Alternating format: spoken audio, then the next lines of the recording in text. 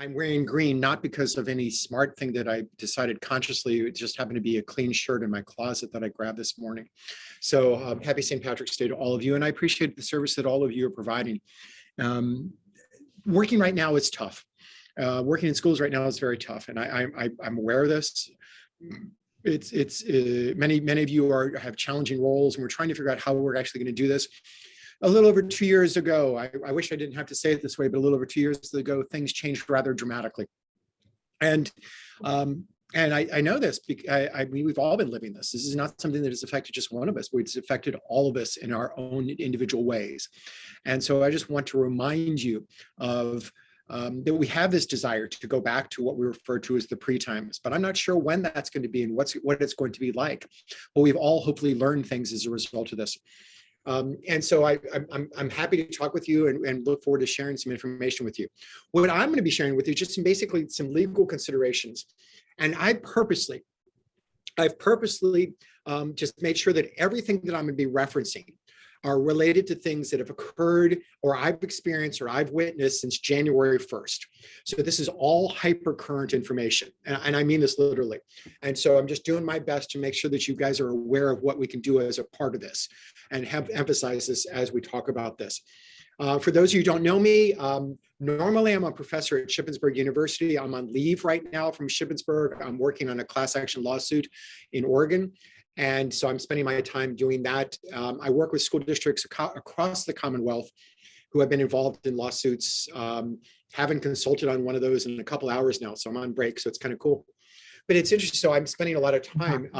And what I do is I spend my time reading law and reading and paying attention to the legal implications of what we're obligated to do in schools and making sure that all kids are receiving an appropriate education. Some of you may watching Netflix. You understand how Anna was invented, or you understand now the new show, the Bad Vegan. You understand these kinds of things. I'm not that aware, but my daughter's going to work to get me up to date on these things. So I'm going to highlight some just basic legal steps and things that you need to pay attention to. Again, as I said a minute ago, they're all from things that I have witnessed since January 1st. So this is all current information and things that will hopefully help you as you're making it through the day. My notes have been provided. Hopefully, I provided to Dr. Pan. Hopefully, you can have access to those. I've been having problems with my university email address, so that's my other email address. I actually check that many more times a day than my wife wants me to. So if you want to get in touch with me, that's the way to do it. But let me just walk you through this. And I've got a variety of things that I would like to cover in the limited time that we have together. And again, I appreciate this and I appreciate what you're trying to do. So first, have the FAPE requirements changed during the pandemic? No, they haven't. The short answer is no. Nope. The same. Look, think back to where you were if you were a teacher or an administrator 2 years and 2 weeks ago. All right, just go back into your distance. It seems like a long time ago, but yeah, it was. And we've all lived a very different world since then. But what I want you to pay attention to is the requirements that you had for providing a free, appropriate public education were basically the same, are still the same. We've learned a lot about Zooming. We've learned a lot about Google Hangouts. We've learned a lot about parents who are not participating or coming to meetings and things like this. But what the FAPE requirements have not changed. And so what we have to think about this is that you still need to ensure and become creative about how you're providing the services. And to say that a kid is not making progress, then we have to figure out some way so that the kid does make progress. That is not only it's a legal thing, but it's a moral thing. We need to make sure that what we're doing is providing appropriate programming and helping with this. So that is the steps that we need to pay attention to. So that FAPE, so what I'm going to highlight for you, and I'm not trying to talk down to you. I'm not trying to talk down to you, just to ground all of us so that we're all talking about the same thing. I'm just going to talk about the difference of as we talk about the FAPE requirements, the procedural and substantive standards as a part of this. So we all have some sense of where we are with this and what we're talking about, things like this. Because this is what a lot of the litigation out there is on. And I've been involved in, I just did the numbers. Since COVID started, I've been involved in 85 lawsuits. One class action against the state, obviously, but multiple attempted class actions against districts, and many basically comp ed claims, which we'll talk about in a minute. Okay, but what is the difference here? And I want to make sure you understand the difference. There's two main things. We have the procedural dimension of FAPE and the substantive dimension. The procedural is understanding the processes and making sure we follow the processes and we pay attention to the processes, because the steps and the analysis we have on this is, if we follow fair processes, we're going to have fair results. Pretty much that's what the step is. And that many of you have been administrators for years, have been following this. You've been paying attention to this. This is why your special ed directors hound you to be at the meetings, hound you for timelines, and appropriately so, because we want to move this process forward and we want to improve where we are with this, so we can say that we're actually doing what we're supposed to be doing. The second part, though, is the harder one. And this is the harder one to define. This is the substantive dimension. This focuses on the adequacy of the student's IEP in terms of whether it's likely or actual results. What's going to happen as a part of this? Will the child make progress? And this is what's posed a lot of problems, because the process part, you can count days. You can tell if you have the right people in the room. Those are the easier gets. The substantive part is the tough part, because our obligation, if you go back to the term FAPE, our obligation is to provide an appropriate education. That is what our legal obligation is. And so what we have to think about that is pay attention to that. And that's a sticky part. That's the sticky part. And make sure that we understand this, that our obligation is to provide an appropriate obligation. Our obligation is not to do the best for a child. And I mean that literally. Our obligation is not to do what's best, because that's a superlative race that you will never win. But our obligation is to do an appropriate education. So for instance, when I go to IEP meetings, and I only get to go to the contentious ones, I don't go to the happy ones, but I go to a lot of contentious IEP meetings. I wrote a textbook on IEPs, and districts have me come in and talk about these things. But I talk about this if a teacher says, we're going to do what's best for this child, I kick that teacher under the table. I kick that teacher and say, no, our obligation is to do what's appropriate. So keep that in mind as we talk about this, okay? I also do a lot many of you probably know Carl. Carl is an attorney who represents a lot of districts in the western part of the state. And he's one of the smartest attorneys I've ever worked with, truly is. And it's really impressive when I have a chance to work with him. He's a national speaker on this issues, but basically he told me I could quote him on this one, and haven't texted with him since this morning. So I hope he's doing okay. But you can see this. When you have a school district with a FAPE case, the first thing you go to is the teacher and say, give me the information on the student's progress. If the teacher doesn't have data, we start work on settling those things. So this is something that I want to talk about as we move forward on this, is that you need data, and you need data to make informed decisions, because without this, you're not going to be able to understand precisely whether the child is making progress and where we are with this. And so those are some things I want to pay attention to as a part of this.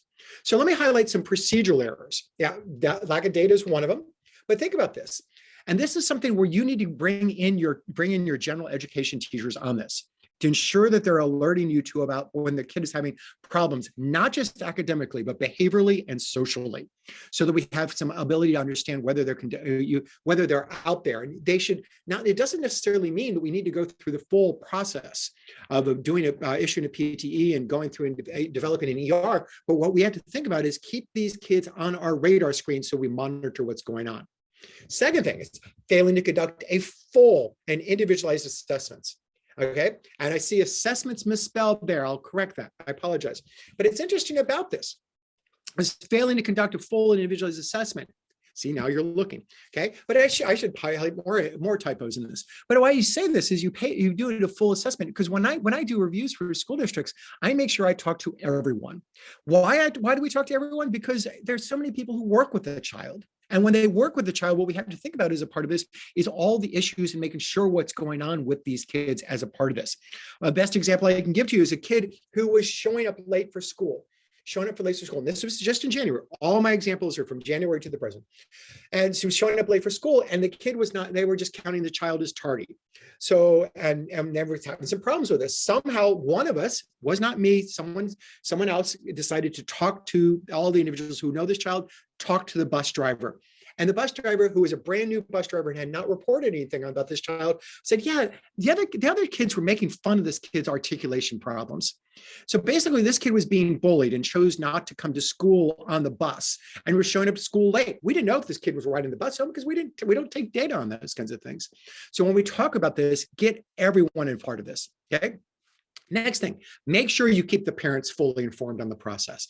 There should be no surprises. Make sure to keep the parents fully informed on the process. Make sure you keep the parents informed on what's going on and that. And the last one, and this is this important one, is when I work with IEP teams, when I go into IEP meetings, I have a mandate, and I truly have this mandate, a little golf counter on my hand and things. I'm not a golf player, but I have a little golf counter that basically we are required to use the word draft 40,000 times in the first 5 minutes. Not only use it 40,000 times, but mean it when we use it. It is a draft. And to listen to the parents and pay attention to the parents, honor the parents, and truly pay attention to what the parents have to say as a part of this process. I can't emphasize this enough. Parents have a wealth of information. We need to use their information for the benefit of the child and benefit of the programming. Do not dismiss the parents. Make sure you pay attention to them and pay attention to what they have to say. Wait, there's more, okay? Child find violations, okay? Have a reason to suspect a child is eligible? Yeah. Is there any reason out there? Again, it doesn't necessarily mean we have to do the full shebang of the evaluation, but we have to look at what's going on. And then we make sure that we do this in a timely fashion and pay attention to this in a timely fashion. Now, those are some of the basic procedural things. Substantive, okay? Basically failing to establish a foundation with a complete and thorough assessment. Thorough assessment. Emphasize, those you can see, I'm spreading my arms, thorough assessment. And then internal consistency of the IEP. For me, the most important part of the IEP is the PLAF section, because that's what drives everything. So I want to make sure that we have PLAF statements that include all the statements of what's going on, but that drives everything for what we're doing about this. And make sure that we have it. So if you have a behavior issue on there, I mean, with Sapphire and IEP Writer, it's pretty much, you can click on those and it'll tell you to develop a behavior plan. But I want to make sure if you have a kid with a behavior issue and has some functional problems, that you are doing some evaluation on that and you're providing services that will help improve what's going on this, okay? And then make sure that you address those. Because I go through the PLAF section. When I do IEP reviews, I go through the PLAF section. I list off all the needs that a child has. And somehow in the Commonwealth, we have 3 ways of addressing this. It's either through a goal, an SDI, or a transition statement. There are one of them, and so you have to address it some way, things like this. Failing to craft measurable annual goals, make sure the little suckers are measurable. I can't tell you that enough. I'm working with, my daughter's a brand new spanking special education teacher, brand new. She's in week 2 of being a special education teacher. And she just got an IEP that she was reviewing for, not for one of her students, but from another kid. There was no way to measure this. And so how do you take data on this? You can't. So you have to have measurable IEP goals, and that's very important. And then failing to collect, failing to report, failing to use data on students' progress. I'll emphasize this in a little bit, but I want to make sure that you pay attention to this. Wait, I get more, okay? We in special education like triangles. We really do. If you look at like the RTII stuff, the MTSS stuff, it's all triangle based. But you can see assessment drives programming, which drives progress monitoring, which drives assessment, which drives program. I could go on for a while on this. You understand the principles of this. This is not something I came up with, but it's important we have pay attention to this. Okay, so this is the oldest thing I'm going to emphasize. This really is, and this is from about almost exactly 5 years ago today when we had the Endrew Supreme Court case. There are some words in here that I've highlighted for you. Maybe you can figure out which ones they are. But the IEP must enable the child to make progress, because we want to pursue academic and functional advancement. Academic, and I can't emphasize the need for both, that we need to have both as a part of this and kind of move for this. And so keep that in mind. So what can you do about this is make sure that you do a material evaluation. And what I mean that is we spend a lot of time writing these IEPs, a lot of time building these IEPs, crafting these things. I mean, seriously, we spend an enormous amount of time building these things. What we have to make sure is we're actually still providing the services that we're supposed to be doing.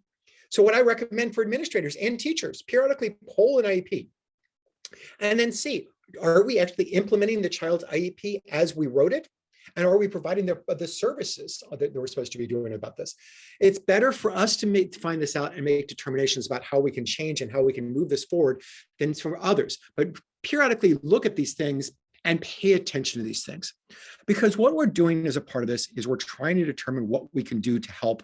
And building the IEP is one process, one part of the process, but then actually implementing the little sucker is also an important part of the process. And I can't emphasize that enough, is that we need to spend time implementing this and making sure we're doing this. So material violation, I reviewed an IEP just a few weeks ago. Child was supposed to receive 2 hours of language arts instruction a day and was receiving 30 minutes. There's a big difference between what the IEP wrote and what was being delivered. And what we have to make sure is we meld those two to ensure that the child receives what they're supposed to be receiving. Okay. If the child only needs 30 minutes, I'm all there for you as long as you have data supporting this, and then you've had a team meeting to document that. But if you don't have team meetings on this, documenting what's going on, you need to make sure that you implement what's going on as a part of that IEP as it's written until you have data demonstrating it otherwise. What I'm also seeing, and this happened just last week, where a child, and this is something what I'm seeing with kids coming into middle schools, where they were receiving 2 hours of language arts instruction in elementary school, and in middle school they're down to 48 minutes or whatever the schedule allows as part of their class changes things. I'm there for you if the kid needs only 48 minutes. But if you're making your decisions based on the convenience of the schedule, not on the individual needs of the child, nope, not going to work to defend you. And so you have to think about this is you need to make sure that the child gets what the child needs. The child's needs dictate this, not the schedule of your school. And I can't emphasize this enough, because too often, it's the needs of the school that dictate what's going on as opposed to the needs of the child. So keep that in mind as we talk about that, okay? So given all this, and then again, all my recommendations are based on things since January 1st, okay? What are we gonna recommend?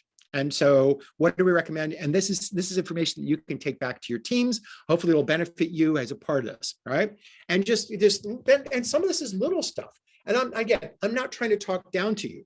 It's just that I live in a world where I'm getting emails from attorneys all day, or school districts all day, where they're involved in lawsuits. So my goal is to try to keep you hyper current about where we are with us and help you on this. So first, prerequisites and some basic stuff. And don't miss the small stuff, like the names. I mean, the number of IEPs that I have read where the kid has multiple names through the course of it. I read one the other day where he started out as a Mike, then he became a John, then he became a Zach, and then about 3/4 of the way he had a sex change operation, became a Caitlin. Last page he was back to his name as Mike. But make sure that you don't change, you pay attention to these things. The other thing is make sure that there's dates on these things, because, and this goes for you when you're collecting information for the present level statements. When you incorporate what a teacher writes or a staff member writes about how a child is doing, it would be really helpful to understand when that was written. Because when we review these IEPs year, 2, 3 years later, and we don't have any sense of what's going on when that's happening, but it makes it clear and it makes it better for the kids, because many of these kids are highly transient. Okay, so make sure you have dates for all these things and the dates are consistent. Next, don't say dumb stuff. And I mean this literally. Don't say dumb stuff. And here's some examples of some dumb stuff. There was a district in Western Pennsylvania. I'm going to define that broadly. Western Pennsylvania basically was saying that we don't offer ESY services. And so since we don't offer ESY services, it will not be a discussion point at the IEP meeting. That's not a good thing to say. Just recommend that. That's because the ESY determinations need to be based on the individual needs of the child, not on your district policy. Or the IDEA does not allow tutoring services. The IDEA, they don't know, liar, okay? Or this meeting shouldn't take long. We have basically, the administrator has already seen the IEP. All you need to do is sign it. Pay attention to this. I live in Carlisle. Which has a whole bunch of Amazon warehouses, thanks to you guys buying a whole bunch of cheap plastic crap. But what's really interesting about this is you need to pay attention to the people who are coming into the IEP meetings. Many of you get to attend multiple IEP meetings a year, but for some of these parents, this is their only IEP meeting. So what I mandate as part of the IEP meetings, that everyone has to fully participate. When I mean fully participate, no playing Sudoku, no playing Wordle, which I don't know how to play, and no grading, actually paying attention to what's going on. Why? Because yes, you get to attend a lot of IEP meetings, but this is the parents' one IEP meeting a year. You need to take it seriously and give it the attention that it deserves. Because much of the disputes that I'm involved in is a communication issue. It's where, and if you are there focused and paying attention to what's going on, it's better for everyone. Okay, keep that in mind. Right? Or I don't modify instruction in my class, everyone is treated equally. No, the I of the IEP stands for something. I forgot what it stands for, but it's an important part of the component. Okay. Or last, I will have to pass this question on the powers that be to determine if we're allowed to provide this. Nope, it's the IEP team that determines this. It's the IEP. Now, if it's a really expensive thing, yeah, talk about that with others beforehand. But if the kid needs it, we've got to figure a way to provide it. Okay. So I've got some basic recommendations. And boy, I can start talking faster because I come from a family of auctioneers. So that's what we got going for you. Okay. But you need first, understand and avoid procedural violations. Avoid procedural violations. They could potentially denial of FAPE for a child. So make sure you pay attention to the timelines. Make sure you have the right people in the room. When I say the right people in the room, so often what we do is we often pull in the teacher who is free that period to come see the child instead of the child's teacher. Pull in the child's teacher and have the teachers free go cover the class of the teacher who's in the IEP meeting. I want to, it leads the letter and spirit of the law. So keep that in mind as a part of this. Recommendation 2, okay? Recommendation 2, and you can see how I've numbered this and how exciting I am with this, okay? Make sure that you have current information on the child. When I say current information from everyone. Don't just incorporate copies and information from the latest procedural state, the latest ERRR. Make sure that you have information that is there for the child from the latest teachers who've worked with this child. So that can inform how we're actually doing. So when I look at this, I leave no stone unturned. I make sure that we have information from everyone who's out there who works with this child. And I mean this literally. We need to have everyone's important part of this things what's going on. It may not be overwhelming. It may not be a dramatic kinds of things, but make sure that you get statements from everyone as a part of this process. And so I'll upload for some of you, one of the biggest problems we have is getting current information from general education teachers. A few years ago, I authored a book. I think it's called A Teacher's Guide to Special Education. It was for ASCD. And there's a section in there. It's only a 2-page section of what a good general education teacher statement would be as a part of this. I'll make sure that that's uploaded into the link after I stop speaking so that you guys can use that for whoever might benefit from it. But it's just a way to help because general education teachers don't often get a lot of good information about what to do. So they often shut down because they don't know if you want 7 words or 700 words. So it poses a significant problem as a part of this, but make sure you have information there. Recommendation 3, ensure that the goals are appropriate to the child, individualized to that child. And I'm not individualized to the disability because I'm not talking about disability specific goals. I'm talking about individual to the needs of a specific child. Not only that, they're ambitious and they better be measurable. And they better be measurable because that can help us determine what's going on with this child. And that's the only way you can really graph and pay attention to this. Because one thing that I want to emphasize, and I mean this literally, is that you need to be able to graph the goals, graph the results of what's going on. Yes, I see progress monitoring data on kids all the time that says trying really good, or seems to be happy, or reads well, things like this. That doesn't tell me anything about how the progress is compared to the previous marking period. So you need to make sure that you can use your eyeballs, or what we've in the professional term referred to as interocular analysis, that you can pay attention to what's going on with that goal and make some understanding about what we're doing with that. So that's what I want to emphasize as a part of this, but it's got to be measurable. Okay, next. Okay, come on, change. All right, continuously monitor this. Continuously monitor and measure the child's progress. And I mean this literally, is that you need to continuously monitor where the child's going and what's going on with this child, because it's better for teaching. And some of you are saying, well, that's just like too much data, things like this. No, it's not. And I've worked with a number of districts who only had 1 data point per marking period. Now you can't tell yay or nay what's going on. And when I think about this, and some of you maybe heard me say this analogy in other venues, is what we have to pay attention to as a part of this, is that you have data that shows that the child is making progress. So how much data do we actually need? And I mean this, how much data do we need? In a 9-week marking period, which most of your districts have, 9-week marking period, you probably should have 6 to 7 data points on that child. And I mean that literally, 6 to 7 data points that you can graph and in some sense, yay or nay about whether the child is making progress on their goal. Because then you use those data points to determine, should we alter things? I'll get to that in a second. I don't want to get ahead of myself. But I want to emphasize that you use data to determine this. Some districts are using 2 or 3 data points. Yeah, if your kid misses that 1 data point day, you're down to 2. Yes, 2 points define a line, but they don't really give me some sort of a trend. And so I want to make sure that we are paying attention to this and addressing this appropriately. So continuously monitor and measure the child's progress, but use frequent and systematic database reports to the parents. Provide this so that we have some sense about what we can do, so we can pay attention to and we can address this. Parents are a team member. And they're a vital team member. We need to make sure that they're included. We pay attention to them, but they can only address and pay attention to things if we keep them informed. I can't emphasize this enough. Keep the parents fully informed about what's going on. And yeah, some of you are saying they don't read it. Still provide it to them. Still provide it to them. And I mean this literally. Keep the parents informed. They are vital. They are important. Emphasize this enough. Okay. Recommendation number 6. Okay. And this, some of you may have heard me say this in other venues and things like this. This is by far the most important recommendation. I'm involved in a district who just in January, you appreciate this. In January, they had data where the child was not making progress.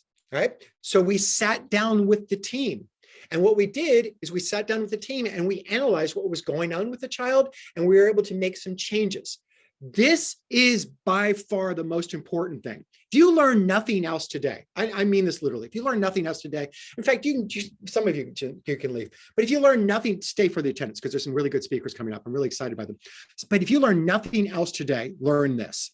Learn that if you have a child who, based on the data that you're taking on that child, and that child's not making progress, you need to alter what you're doing. Change something. Change the grouping, change the seating, change the reading method, change the intensity, change the length of time, change something, and then document it.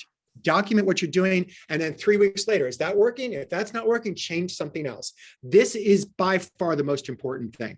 By far, because so much of the litigation that I'm involved in is where districts knew or should have known that the child was not making progress, and they did nothing to change what's going on. So keep that in mind.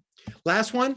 Make sure that you're implementing the IEP with fidelity, and just that you're implementing it based on how it's written. And if you can't implement it based on how it's written, alter what you're doing or alter the IEP.